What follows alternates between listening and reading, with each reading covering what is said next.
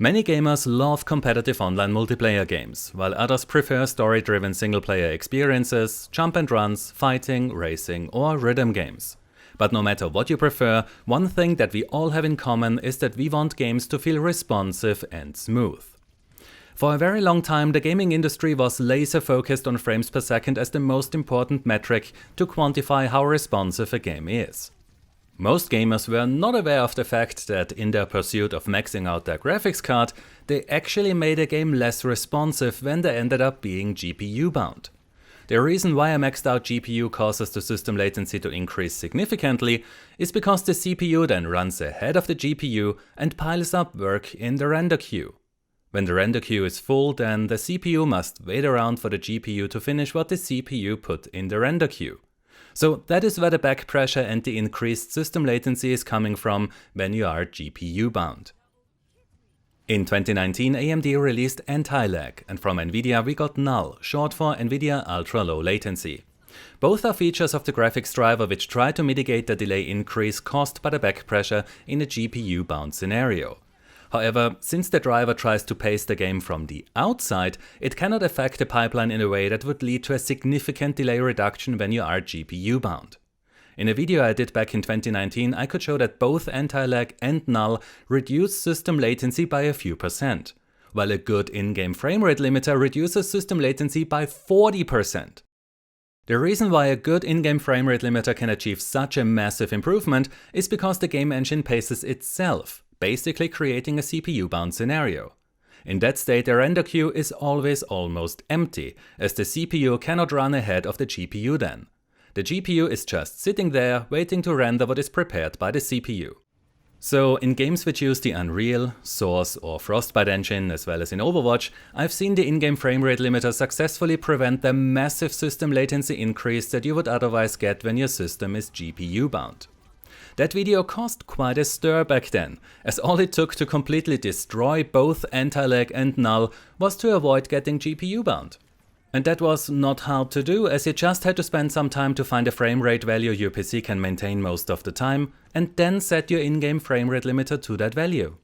1 year later, NVIDIA presented the Reflex software development kit, which allows developers to quite easily implement support for the Reflex low latency feature, which does not disable the render queue, but instead aims to keep it empty. So very simply put, you can think of the Reflex low latency feature like a very good in-game framerate limiter, but with the major advantage that the Reflex low latency feature does not lock you at a specific frame rate, nor does it require any configuration, as you just have to enable a single setting. So what do you need to take use of the Reflex low latency feature? First of all, you do not need a G-Sync monitor, nor do you need a monitor which comes with a Reflex latency analyzer. The Reflex low latency feature works with any monitor from any brand.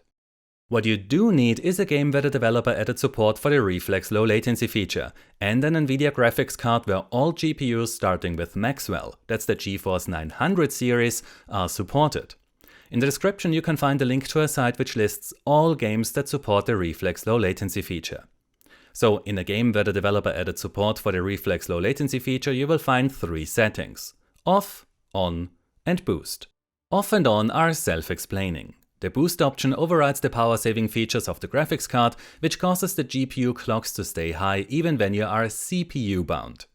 Compared to the on setting, the boost option can lead to an additional slight latency reduction, but it comes at the cost of the graphics card consuming significantly more power, which means more heat and most likely more noise. So in addition to enabling the Reflex low latency feature, the boost setting actually just does the same as manually setting the power management mode in the NVIDIA control panel to prefer maximum performance. So while NVIDIA decided to prevent the system from getting GPU bound by allowing developers to easily implement a dynamic framerate limiter which requires no configuration from the user, AMD went in a very different direction with the Radeon Boost feature.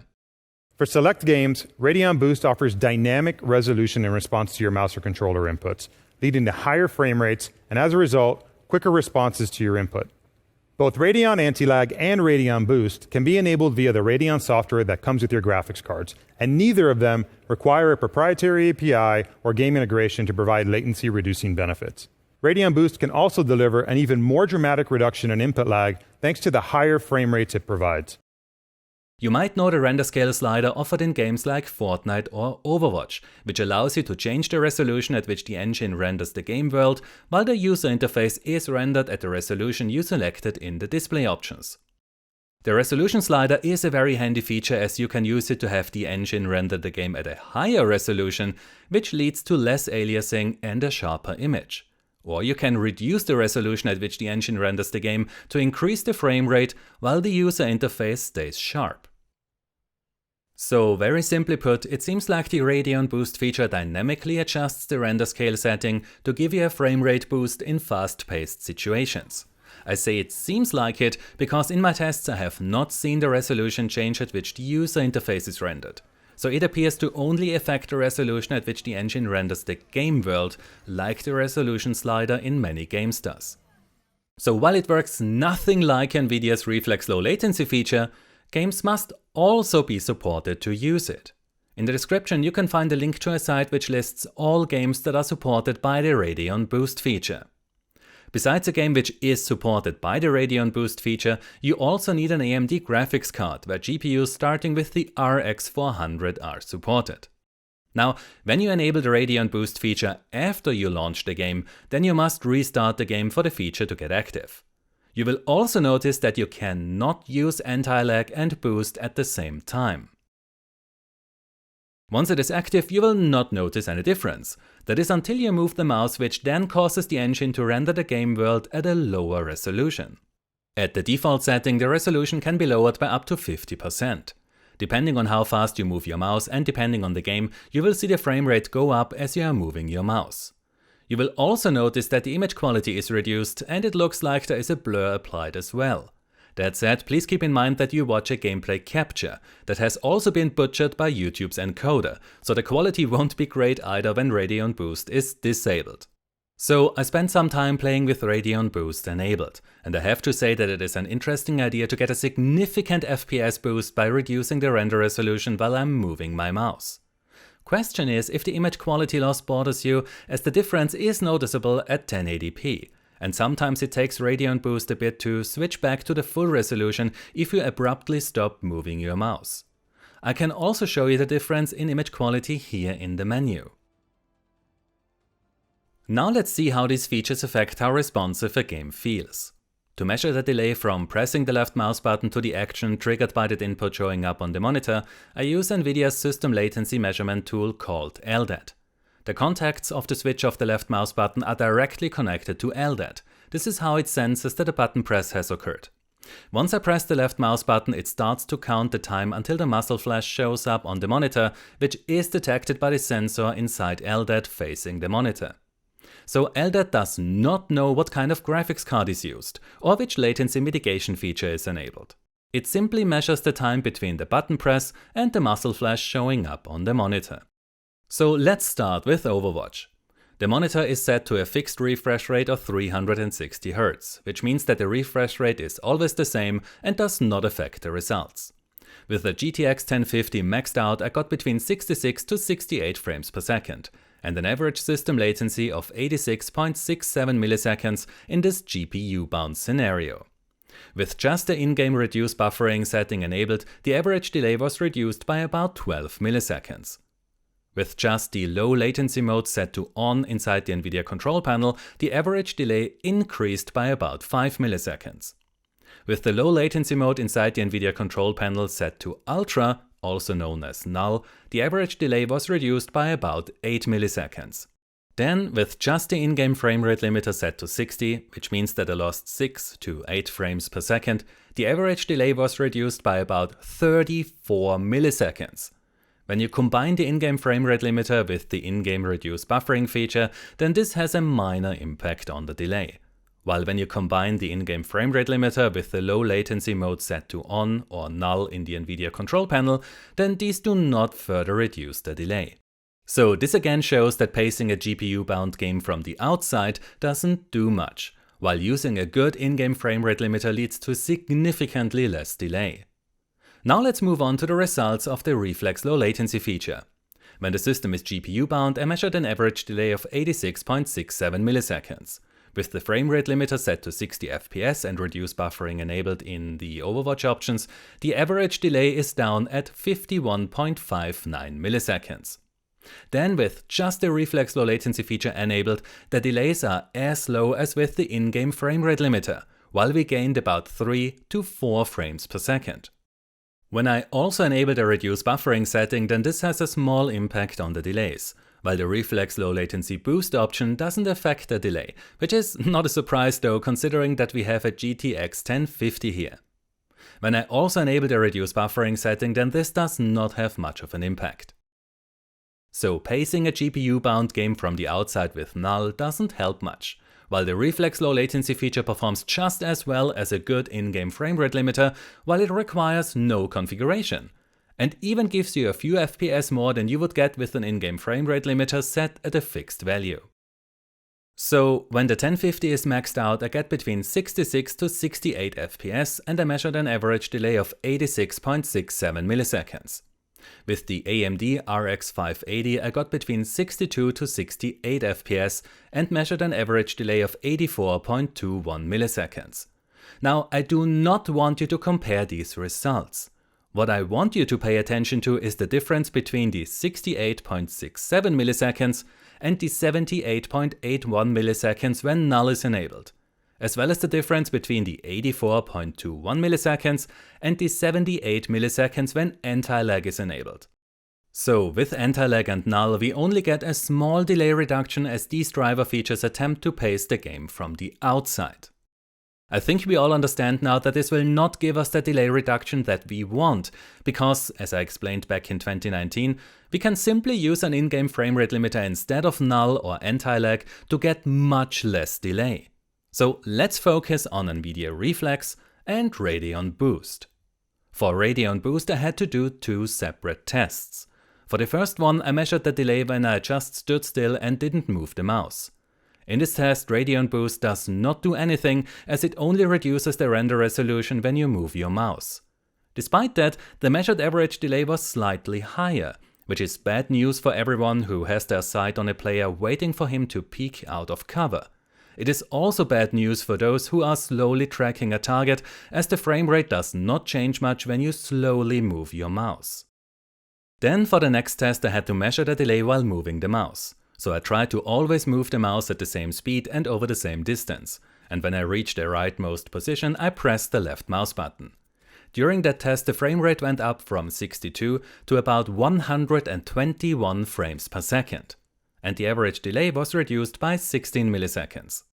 That frame rate increase from 62 to 121 FPS while aiming is significant.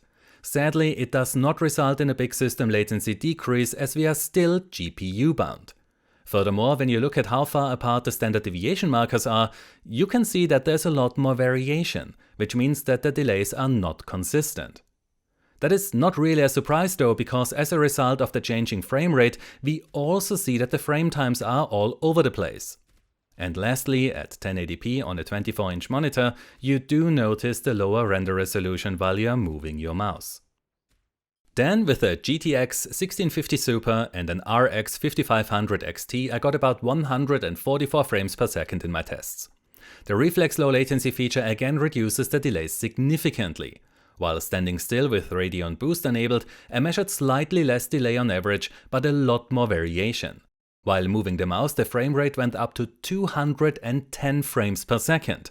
But sadly the average delay was only reduced slightly as we are still GPU bound. Back to the 1050 and the RX 580 in Fortnite, Reflex low latency cuts the system latency in half. Radeon Boost while standing still reduces the average delay by 8 milliseconds and while moving the mouse by 17 milliseconds. However, the delays are all over the place while moving the mouse as indicated by the standard deviation markers. With the 1650 Super and RX 5500 XT the frame rates are up to about 144 FPS. Reflex low latency continues to perform as well as a good in-game frame rate limiter. With Radeon Boost enabled the average delay did not change while standing still, while when I moved the mouse the delay was reduced by about 6 milliseconds. Also, my PC froze during every test run after I fired about 90 shots, so it doesn't seem to be perfectly stable yet. and I did test not only with the latest recommended driver, but also the latest optional driver. Next up is Apex Legends, where Reflex Low Latency again leads to a massive delay reduction. While standing still, Radeon Boost didn't reduce the delay. What it did do is make the game unplayable, because this happens when I move the mouse with Radeon Boost enabled. Again, I tested this with the latest recommended and the latest optional driver, as well as with a different PC and during a duos match. Currently it seems that Radeon Boost does not work with Apex Legends. Moving to the 1650 Super and the RX 5500 XT, we see the expected delay reduction with the Reflex Low Latency feature enabled. Radeon Boost did not affect the delays while standing still, but the game also became unplayable with the RX 5500 XT when Radeon Boost was enabled, even though it is officially supported by that feature. So, a system that is GPU bound is less responsive. In Overwatch, as well as games that use the Unreal, Source or Frostbite engine, the in-game framerate limiter will prevent your system from getting GPU bound, and so avoid the system latency increase that you will otherwise be subjected to. But it requires some trial and error to find a framerate value your PC can maintain most of the time, and you are locked at a fixed framerate then. AMD's Anti-Lag and NVIDIA's NULL try to pace the game from the outside, and so they only have a very small impact on system latency. NVIDIA's Reflex Low Latency feature requires the game developer to add support. But it not only performs as well as a good in-game framerate limiter, it also comes with the massive advantage that it does not require any configuration from the user, but it squeezes as many frames per second as possible out of your system. AMD's Radeon Boost, on the other hand, tries to make games more responsive by increasing their framerate during fast-paced action, which is achieved by reducing the resolution the engine renders the game world at. Radeon Boost also only works with specific games that are supported. And the game still appears to be GPU bound with Boost active, which is why it doesn't decrease the system latency by much. Also, when you don't move your mouse or when you move it very slowly, then Boost does not increase the frame rate. But when you move your mouse fast enough, Radeon Boost can double your frame rate. Sadly, that comes at the cost of a worse image quality, and when you abruptly stop moving your mouse, it can take Radeon Boost a bit to render the game at the full resolution again. Also, your frame times and the system latency are all over the place as a result of Boost increasing and decreasing your frame rate, which could have a negative impact on your aim. Stability also seems to be a problem, at least at the time I made this video, as Apex Legends became unplayable in my test, and while testing Fortnite my PC froze a couple of times when Radeon Boost was active. So, based on my tests, NVIDIA's Reflex Low Latency feature is the better solution to combat the system latency increase that you will otherwise suffer from when your system is GPU bound. It does not affect image quality nor frame times in the way Radeon Boost does. It also appears to be much more stable because since the release of this feature I have never seen my PC freeze or experience stutter that made a game unplayable. So I'm very happy that AMD got more competitive in terms of processing power, as competition is great for gamers and it drives innovation. I hope that AMD will also step up their game when it comes to reducing system latency, which NVIDIA surely has committed to with their Reflex Low Latency platform. I also hope that more game developers will add support for the Reflex Low Latency feature and not just in competitive online games. I mean, Hearthstone might not benefit much from Reflex Low Latency, but I would love to see it supported by games like Outriders, Warframe, The Division, Ghost Recon Wildlands and many more, as system latency is a concern in almost every game, not just competitive online shooters. And that's all for today. As always, I want to thank my patrons for their awesome support, because without them I would have had to abandon this channel a long time ago. So if you find my content useful and would like to support me, then you can find a link to my Patreon in the description down below. If you enjoyed this video, then please give it a like, subscribe for more, ring the bell to get notified when I upload my next video, and I hope to see you next time. Until then, have a nice day and take care. My name is Chris and this was Battle Nonsense.